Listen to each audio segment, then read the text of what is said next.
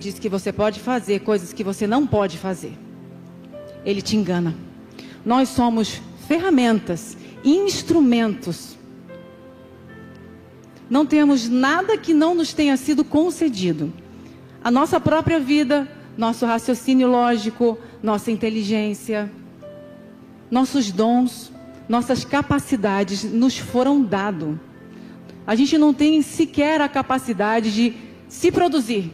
Você conseguiu se fazer, pelo menos? Você? Não. Nós fomos feitos, nós fomos criados. O Senhor fez todas as coisas. Tudo o que nós temos, todas as nossas capacidades, a nossa vida, o nosso fôlego de vida foi dado por Ele. A gente pode sim criar coisas, inventar e fazer muitas descobertas com a inteligência que nos foi concedida. Mas a gente não pode criar nada do nada. A gente não pode fazer de um absoluto nada. Se eu pegar um nada aqui agora, como eu estou pegando na minha mão, por mais que eu me esforce muito com a força da minha mente, eu não vou fazer brotar algo novo, algo inédito, que ninguém fez. As indústrias farmacêuticas precisam, para criar seus medicamentos, de elementos que a natureza já tem. Eles misturam, aí eles criam uma coisa. Para que eu tenha um azul, eu preciso pelo menos do verde e o amarelo, para poder misturar. É possível criar uma cor nova? É possível, né? A Souvenir está aí para mostrar que pode. Milhares de cores, mas a partir daquilo que já foi criado. Só quem cria do nada, do absoluto nada, foi o Senhor, que virou para o nada e disse assim: haja luz. Puf. Cresça a relva. Pá. Sopra a vida. E o homem viveu. Nós, nele vivemos, nos movemos e existimos. Tudo que nós temos, tudo que nós fazemos, vem dele. A capacidade que nós temos, vem dele. Então Deus odeia o orgulho. É a mesma coisa, eu gostei muito desse exemplo de Max Lucado, que ele fala que é a mesma coisa que o bisturi comece a ficar presunçoso pela cirurgia cardíaca que ele realizou no paciente. Quem merece os aplausos? O bisturi ou o médico cirurgião que fez a cirurgia? O médico. Mas hoje em dia nós vemos muitas pessoas por conta própria. Deus não está nesse negócio, e é terrível de se ver pessoas cheias de si e vazias de Deus, porque não dá para ser as duas coisas. Não dá para você ser cheio de si e cheio de Deus ao mesmo tempo. É impossível, porque quando você está cheio de Deus, Deus vai extirpar para que Ele possa ocupar o lugar que lhe é devido. Então, quando você está cheio de si, na verdade você está por conta própria, porque Deus não está nesse negócio. Agora, é claro que Deus levanta pessoas. Deus levanta pessoas, sim, mas quando Deus levanta pessoas, nunca é para um fim em si mesmo. Deus não levanta pessoas para aquela pessoa ser grande para si. Quando Deus levanta pessoas para que elas sejam inseridas na sua obra. E olha que privilégio que Deus nos dá. A obra é dele, o trabalho é dele. E ele olha para nós e fala assim: eu tenho um negócio para você. Eu tenho uma coisa, você quer participar? Vem fazer isso comigo. Deus nos chama, nós não fazemos sozinho. Deus nos faz parceria. Pensa só, parceria com Deus. A obra é dele, o trabalho é dele, e eu estou sendo um instrumento, uma ferramenta nas mãos do Senhor. Isso já é motivo suficiente para encher o seu coração de alegria, de gratidão, não de arrogância, de achar que nós, por nós mesmos, podemos realizar grandes coisas. Que seria de nós, não é não? Deus, ele não tem problema de ego. Deus, ele não tem problema com a vaidade. Esse problema, ele é nosso. Deus, ele levanta pessoas e torna pessoas grandes. Deus, ele levanta, ele honra, ele abençoa. Mas ele espera que nós apontemos para ele. Afinal de contas, né? Eu sempre gosto de dizer, apontar para Deus é tão melhor do que apontar para nós. Deus é tão mais interessante do que a gente. Eu sempre gosto de pensar que, eu não sei, né? Talvez Jesus volte antes, a gente seja arrebatado, ou eu morra, né? Não tenha lápide. Eu espero que lá não diga: aqui jaz uma mãe sensacional, uma esposa, uma filha, uma trabalhadora, não. Se ali disser, aqui jaz uma mulher de Deus, a minha vida vai ter valido a pena. Vai ter valido a pena, porque eu vou ter apontado para Ele em todos os dias da minha vida. Na linha de homens e mulheres de Deus que eu conheço, até hoje eu não vi nenhum homem temente a Deus que tenha crescido se pautado em si mesmo, na sua capacidade, no seu domínio intelectual, na sua linha de pensamento. Até hoje eu não vi, mas eu já vi muitos humildes homens e servos de Deus, tementes a Ele, rendidos aos pés do Senhor, depositarem seus planos, sonhos, e Deus fazer dele grandes faróis nesse mundo. E hoje, quando nós olhamos para o mundo, né, gente? A gente olha para o mundo, a gente entra nas redes sociais, a gente olha, a gente vê tantos cantores que não são adoradores. A gente vê tantos pregadores, tantos coaches, tantos escritores, tantas pessoas lutando para serem grandes, para serem reconhecidas, para terem sucesso, para terem público, para terem nome. Você já viu aquela frase assim? Um dia você ainda vai ouvir falar no meu nome, porque Deus vai soprar o meu nome. O nome soprado sobre todo nome é o nome de Jesus. Esse é o nome. Esse é o nome. Esse é o nome do cartaz. Esse é o nome da primeira página. Esse é o nome do outdoor. É o nome de Jesus, que é o que Salmos 23 diz: por amor do seu nome. Não é por amor do meu nome, por amor do teu nome. O nosso nome não expulsa nem lagartixa. Não expulsa nada. É o nome de Jesus que tem que ser carregado. É o nome de Jesus que tem que ser levado. É o nome de Jesus que vai fazer diferença na vida das pessoas. É o nome de Jesus, é a vida de Cristo que transforma os outros. É por Ele que nós estamos vivendo. E a gente acha muitas vezes que sucesso tem a ver com nome reconhecido, tem a ver com ser celebridade, seja do mundo gospel ou não. E a gente acha que Deus está nos abençoando, mas nem sempre. Apocalipse 3,17 fala da igreja de Laodiceia. E a igreja de Laodiceia achava que a sua prosperidade, a sua riqueza, era um sinal da aprovação divina sobre ela. E o que o texto fala? Ele diz: você nem sabe que você é desgraçado, miserável, pobre, cego e nu. É muito perigoso a gente se pautar em cima das nossas ideias. Deus trabalha de maneiras diferentes. Eu acho lindo o texto de Efésios 3, em que Paulo ele fala. Paulo teve que aprender, né, gente? Paulo teve que aprender. Efésios 3, Paulo ele vai falando ali, porque não coube aos anteriores. Quando ele está falando dos anteriores, ele está falando, não coube a Abraão, não coube a Moisés, não coube a Jó, as revelações desse mistério, mas coube a mim. Mas quando Paulo fala isso, ele não estava falando assim, coube a mim o melhor de todos, o mais capacitado, aquele que fala melhor, coube a mim. Não, ele fala, pela graça de Deus, pela misericórdia de Deus, coube a mim a revelação desses mistérios. Eu, o menor de todos os santos. Eu, o menor de todos os santos. E nós estamos falando de Paulo.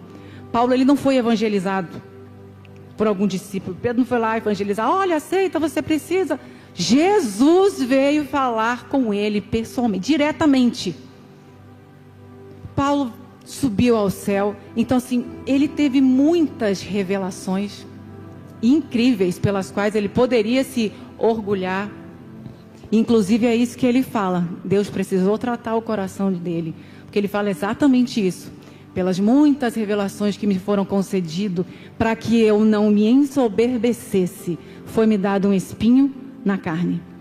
Em outras palavras, o que ele está dizendo é assim: eu tenho um probleminha com soberba, com orgulho. E para que eu não me esqueça de quem eu sou, porque eu não sei lidar com isso, foi-me dado um espinho na carne, para que eu não esqueça que eu sou servo. E é assim que ele se apresenta. Paulo, servo do Senhor. Paulo, servo do Senhor. Se Paulo que é essa pessoa que no Novo Testamento nós falamos tanto, nos deixou tantos ensinamentos, se ele teve essa capacidade de se autoanalisar, de se reconhecer e ver coisas que ele precisava, quem somos nós para achar que arrogante é só o outro? Tem momentos que a gente precisa parar na frente do espelho e olhar para a gente mesmo, para dentro da gente, e dizer assim: será que eu não estou sendo orgulhoso nesse ponto? Será que essa falta de perdão que eu tenho aqui não é um peso na minha bagagem por causa do orgulho? Por causa da minha presunção? Por causa da minha arrogância? Será que eu não estou abrindo mão dessa raiz de amargura aqui porque eu não quero soltar isso aqui porque eu tenho razão? Isso também é orgulho. O orgulho carrega um fardo pesado demais. Pesado demais. Mas como Deus é maravilhoso, assim como Ele fez com Paulo, Deus corrige os filhos. E somente os filhos se deixam ser corrigidos. Filhos se deixam ser corrigidos pelo Pai. E o Pai não nos deixa sozinhos ao léu no nosso próprio erro. Deus não suporta o soberbo. Deus não suporta a arrogância e o orgulhoso. E o que Deus faz quando Ele percebe isso? Deus abate. Então Satanás, um ser celestial, estava no céu e começou a dizer: colocarei o meu trono acima das estrelas de Deus e serei semelhante ao Altíssimo. O que aconteceu com ele? Jesus fala: eu vi Satanás caindo do céu como um relâmpago. Nabucodonosor, passeando pelos seus palácios, olhou e falou assim: minha Babilônia. O que aconteceu com ele? Comendo capim pela raiz. Herodes, no Novo Testamento, o povo gritou: ah, é voz de Deus, não é voz de homem. E ele alimentou aquilo. O que aconteceu?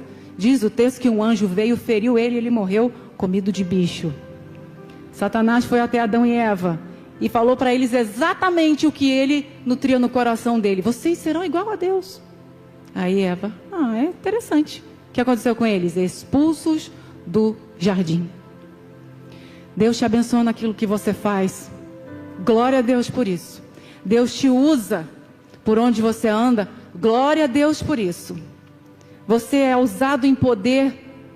Glória a Deus por isso. Glória a Deus por isso. Só não esqueça que é a graça de Deus, é a misericórdia de Deus na sua vida que faz com que esses resultados venham, porque você é parceiro na obra daquele que merece toda a honra e toda a glória. Pela graça de Deus, eu sou o que sou.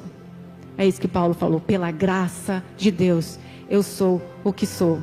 A obra ainda não foi terminada. Nós estamos na nossa estrada. Nós temos que melhorar, temos muito a evoluir, até que um dia todos cheguemos à estatura de varão perfeito de Cristo. Uma espiritualidade madura, ela é construída no exemplo de Cristo. E o que ele fala? Aprendei de mim, que sou manso e humilde de coração. Aprendei de mim, que sou manso e humilde de coração. Quando a pessoa é madura espiritualmente, você não vai se deparar com muita soberba, arrogância, orgulho, prepotência. Você vai encontrar alguém cheio do fruto do Espírito. Amabilidade, bondade, domínio próprio, longanimidade. Porque aquele que é maduro, cheio do Espírito, ele não tem obras da carne, mas ele manifesta o fruto do Espírito. Então, ao invés de nós carregarmos esse fardo pesado aqui, pesado, que vem com um combo junto,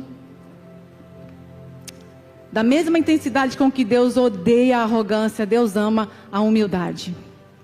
E eu achei muito interessante que o Daniel, no primeiro domingo de janeiro, ele falou que não existe uma vida sem fardo, mas existe um fardo leve. Muitas vezes a gente acha que o crente não pode ter nenhum peso, né? Nenhum cansaço, nenhum exaustão. Não, nós temos um fardo, mas o fardo, ele é leve.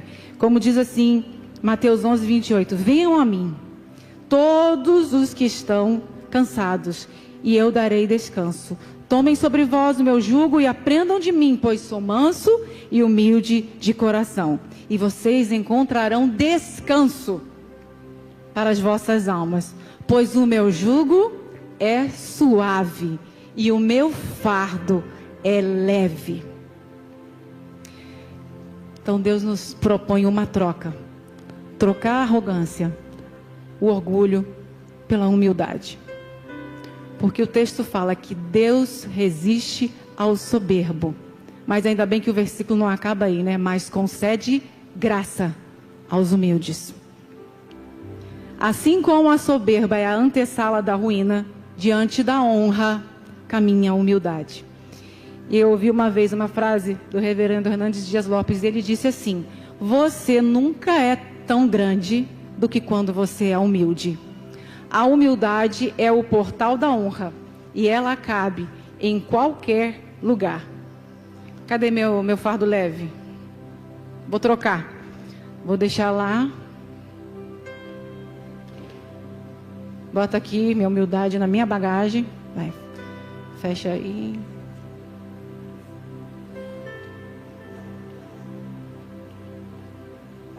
Tá ótimo. Ah, gente, espera aí, né? Olha a diferença agora, ó. Nem preciso mais de assistente de palco. Foi uma boa troca. É uma boa troca. Quando nós andamos perto de alguém, é normal que a gente adquira as características e as virtudes dessa pessoa. Quando nós temos intimidade com Cristo, nós ficamos mais parecidos com Ele. Humildade é você atropelar o seu ego. Humildade é você... não é você diminuir a sua força, né? Humildade não é você se autodepreciar. Eu não sou nada, eu não sou ninguém, eu sou um zero à esquerda. Não, Deus te fez coroa da criação, você tem muito valor, você tem importância. Diz o texto que uma alma vale mais que o mundo inteiro, que tem festa no céu quando alguém se converte ao Senhor. Então assim, você é valioso, você é precioso, você tem o seu valor. Humildade não é autodepreciação, humildade é você reconhecer que a sua força vem de Deus. Reconhecer a sua força em Deus e reconhecer as suas fraquezas, as suas limitações. Entendendo que o orgulho, ele diz para você o que você não é, mas a humildade te coloca no lugar certo. Você tem uma dimensão daquilo que você deve. Como diz o texto, a palavra de Deus fala: não senta na mesa, na casa do rei, e vai logo sentando do lado dele, para você não correr o risco dele falar assim: senta para lá que aí não é seu lugar. Senta lá no derradeiro, que se você tiver que ocupar aquele lugar, ele te chama. Não passa vergonha, em outras palavras. Não vai passar vergonha. Humildade é saber ouvir uma exortação sem ficar melindrado. Já viu que tem gente que não sabe ouvir? A pessoa chega para você para te falar a respeito do seu ponto cego. Você não está vendo isso. Você não está vendo. Seu ponto cego ali, você não enxerga. É igual retrovisor. O carro está aqui do lado, você às vezes não está vendo, mas quem está sentado ali, olha o carro! Mas às vezes a gente não tem humildade para ouvir uma exortação. A exortação é você apontar o caminho para alguém. Você exorta quem você ama. Com amor, com carinho. Acolha aquela palavra. Se não gostou, pelo menos no primeiro momento, leva para casa e remoe aquilo e pensa se tem algum fundamento, se aquilo tem alguma base, se realmente pode fazer sentido. Mas às vezes a gente é tão orgulhoso que a gente acha que ninguém é mais interessante do que eu e ninguém tem a capacidade mais de discernir do que eu e que eu não... Ah, tá bom, senta lá. A gente não precisa viver a vida dessa maneira. A gente vive em uma comunidade, em família, justamente porque um ajuda o outro. Deus abençoa a vida do meu irmão para que ele também possa me abençoar e vice-versa. Andar em humildade é muito diferente de andar se arrogando por conta própria. Humildade não é fraqueza, humildade é força. Assim como nós achamos e nomeamos pessoas explosivas de temperamento forte, não é. É a pessoa que só não sabe se controlar. Pessoa que não tem domínio próprio. Lá fora as pessoas, elas podem ser orgulhosas, vaidosas, arrogantes, soberbas. Podem ser. Mas nós aqui queremos andar carregando o peso da bênção que nos foi concedida sem sermos consumidos pelo poder, mas dependentes daquele que nos concede tantas coisas pelas quais nós podemos realizar coisas grandes. O ambiente que Deus se agrada é o ambiente de um coração contrito e quebrantado. Isaías fala isso, que eu habito no alto e sublime trono, mas também habito com o contrito e quebrantado de coração. C.S. Lewis fala que a falsa humildade é puro orgulho. Parecer humilde não é o suficiente. Seja humilde. E é uma linha tão tênue, né? Que quando a gente fala assim, que a humildade é aquilo, que quando você acha que você chegou lá, você perdeu. É algo que exige que nós sondemos o nosso coração todos os dias. Todos os dias. Mas a certeza que nós temos é que Deus, Ele vai nos conduzindo. Ele vai nos levando. Então, o meu desafio para você nessa manhã é que nós, individualmente, como corpo de Cristo, ou como indivíduo, que nós analisemos a nossa postura, sondemos o nosso coração nesse ano, para a gente perceber, será que tem coisas aqui na minha bagagem que eu ando carregando, que estão disfarçadas e eu não percebi que isso era orgulho? Será que eu ando levando coisas que eu acho que são válidas, que são dignas, que são apropriadas, porque eu entendo que aquilo é o certo, mas não passam de orgulho disfarçado? Por que eu faço o que eu faço? Por que eu quero chegar onde eu quero chegar? Qual a razão e os sentimentos que norteiam meus relacionamentos? Como eu lido com as pessoas? Como eu lido com as críticas? Por que eu tenho tantas indiferenças com certas coisas? Será que eu não ando carregando peso demais na minha bagagem e a minha viagem está ficando cansativa e cansando os outros? Será mesmo que eu não preciso olhar e falar como Paulo? Para que eu não me ensoberbecesse, Deus teve que entrar em cena e me ajudar, para que eu não fosse consumido por aquilo, porque tem coisas que Deus não nos dá, porque Ele sabe que se nós tivéssemos aquilo, aquilo poderia nos destruir, e isso também é a graça de Deus sobre a nossa vida. Então, para encerrar, nessa manhã, 2 Coríntios 10, 17, diz assim, vou ler 3 versões, a mais conhecida é: aquele, porém, que se gloria, glorie-se no Senhor. Agora tem outra que é assim: quem quiser se orgulhar, que se orgulhe daquilo que Deus fez. E outra: eles não têm que se gabar de outra coisa, senão daquilo que o Senhor fez por meio deles. Queridos, como é bom você poder viver em dependência do Senhor, sabendo que eu não sou perfeita. Não, eu não sou mesmo. Deus nem está esperando que eu seja 100% todos os dias, mas que todos os dias eu possa lutar contra mim mesmo, contra a minha carne, contra coisas que eu sei que não agradam o Senhor. No caso de hoje, coisas que Deus detesta. E falar com Deus: Deus, eu tô sendo realmente humilde, eu estou fingindo ser uma coisa que eu não sou. Porque não adianta nada a gente parecer alguma coisa para o outro, se Deus sabe quem nós somos. O que nós fazemos hoje aqui reverbera para a eternidade. Isso aqui, gente, está passando para todo mundo, sem exceção. Isso aqui um dia vai fechar as cortinas, ó. E você vai abrir os seus olhos em um outro lugar. E Deus vai dizer: o que conta mesmo é o que você fez olhando para cá. Eu não quero chegar no céu e ver as obras das minhas mãos queimadas pelo fogo. Mas eu quero ouvir do Senhor, sabe? Entra no gozo do teu Senhor, servo bom e fiel. Que Deus possa nos fazer crescer. Às vezes a gente escuta coisas que a gente não gosta, né? É bom a gente ouvir, às vezes, um afago no coração, né? Aquele abraço quentinho. Mas às vezes o Espírito Santo de Deus, Ele quer falar com a gente de uma maneira direta. E é, às vezes, desconfortável. Muitas vezes eu já tive que analisar e falar: Thaís, dê nome aos sentimentos, por favor. Porque é muito complicado você analisar a si mesmo. Você consegue analisar o outro muito bem. Mas se analisar, é difícil. Mas é necessário. É necessário.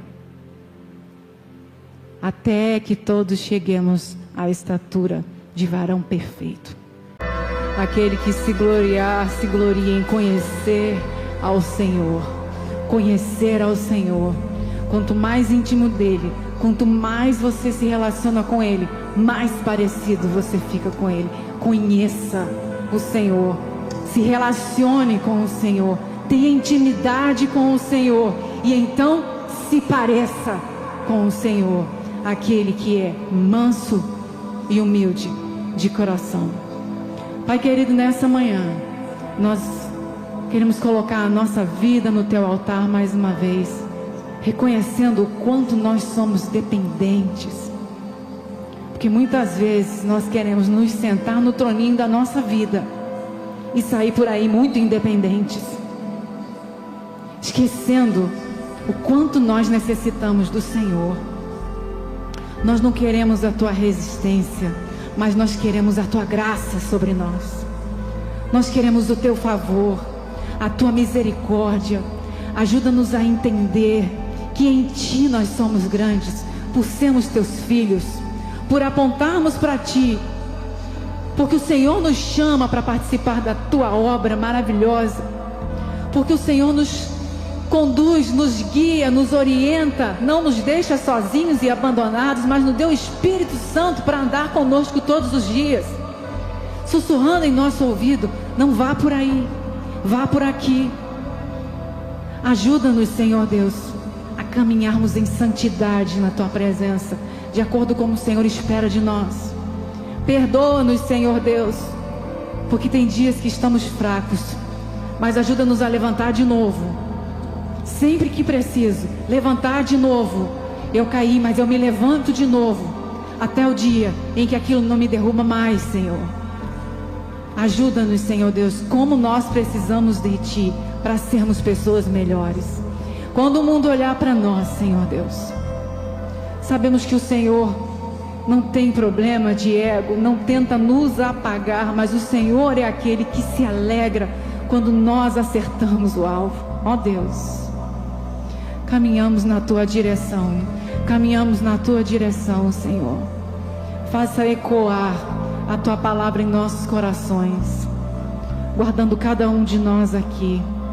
Que a graça do Senhor Jesus Cristo esteja sobre nós nesse dia, que possamos sair daqui cheios daquilo que o Senhor trouxe, que possamos sair daqui levando essa semente em nosso coração, que possamos sair daqui nos olhando no espelho, dizendo: Senhor, quebra aquilo que precisa ser quebrado, Senhor, transforma aquilo que precisa ser transformado. Eu não quero parecer comigo, eu quero parecer com o Senhor.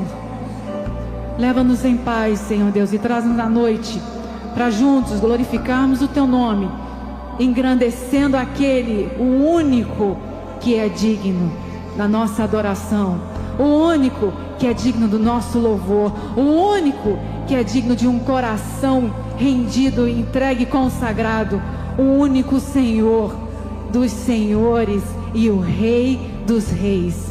Tudo passa, mas o trono do Senhor permanece para sempre. As coisas passam, mas a palavra permanece para sempre. O mundo vai passar, mas aqueles que estiverem contigo permanecerão. Nós te louvamos, Senhor, em nome de Jesus. Amém.